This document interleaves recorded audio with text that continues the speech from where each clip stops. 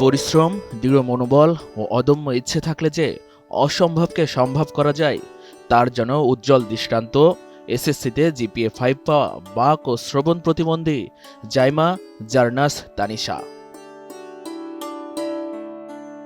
টাঙ্গাইলের ঘাটাইল উপজেলার কমলাপাড়া গ্রামের প্রকৌশলী জয়নুল আবেদিন ও শিক্ষিকা মাহফুজুন নাহার বিউটি দম্পতির মেয়ে তানিশা।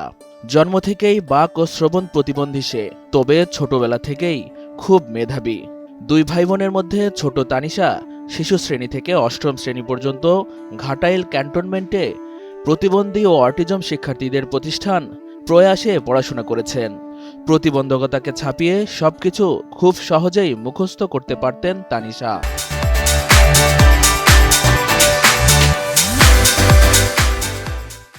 চিত্রাঙ্কন প্রতিযোগিতায় পারদর্শী হওয়ায় পেয়েছেন বেশ কিছু পুরস্কার। পেয়েছেন কয়েকটি পুরস্কার।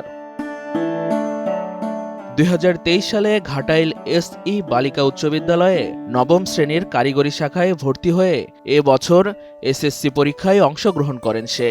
10 জুলাই প্রকাশিত ফলাফলে তানিশা জিপিএ 5 পেয়ে কৃতিত্বের সাথে উত্তীর্ণ হন।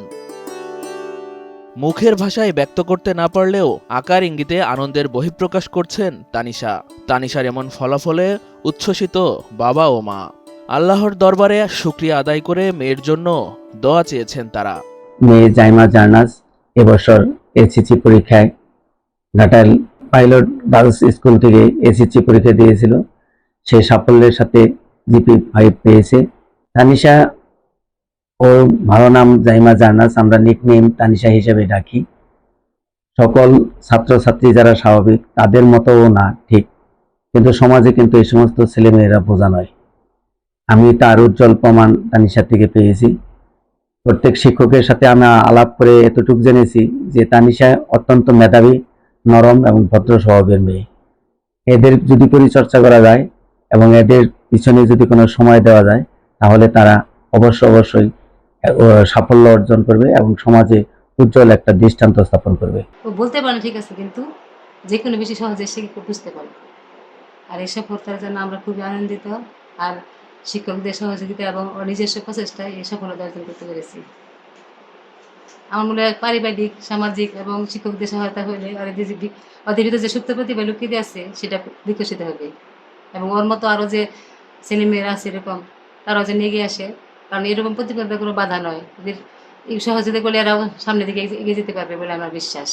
তানিশার শিক্ষকেরা জানিয়েছেন, খুব নম্র ভদ্র স্বভাবের মেয়ে সে। তানিশার এমন ফলাফলে আনন্দিত সবাই। 2025 সনের এসএসসি ভোকেশনাল শাখা হতে জিপিএ 5 পেয়ে উত্তীর্ণ হয়েছে। সে বাক এবং শ্রবণ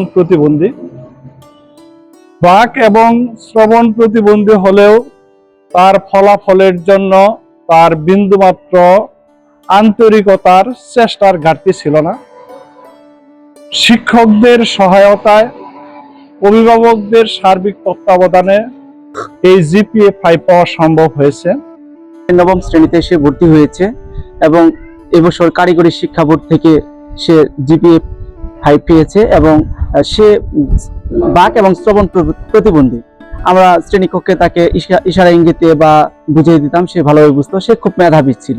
সকল প্রতিবন্ধকতা জয় করে কিভাবে এগিয়ে যাওয়া যায়, তানিশা তার দৃষ্টান্ত, এমনটাই মনে করেন উপজেলা নির্বাহী অফিসার। তানিশা নামে একটা মেয়ে, যিনি এই ঘাটাইলের একজন কৃতি সন্তান। ইতিমধ্যে এই চলমান পরীক্ষার রেজাল্টে সে দারুণ সাফল্য দেখিয়েছে। শ্রবণ ও বাক প্রতিবন্ধী হওয়া সত্ত্বেও সকল প্রতিবন্ধকতা জয় করে সে ঘাটাইল তথা বাংলাদেশের মুখ উজ্জ্বল করেছে। দেখিয়ে দিয়েছে আগামী প্রজন্ম সবাইকে যে কিভাবে সকল প্রতিবন্ধকতা জয় করেও কিভাবে সামনে এগিয়ে যায়। তার এই সাফল্যে আমরা সবাই সহ এই উপজেলা প্রশাসন, ঘাটাইলবাসী সবাই দারুণ আনন্দিত এবং এই পরিবারের সাফল্য কামনা করি। তানিশা যাতে আগামীতে বাংলাদেশের মুখ উজ্জ্বল করে বিশ্বের মুখ উজ্জ্বল করতে পারে সেই প্রত্যাশা ব্যক্ত করি। প্রতিবন্ধীরা যে সমাজের বোঝা নয়, সম্পদ, তারই যেন উজ্জ্বল এক দৃষ্টান্ত তানিশা।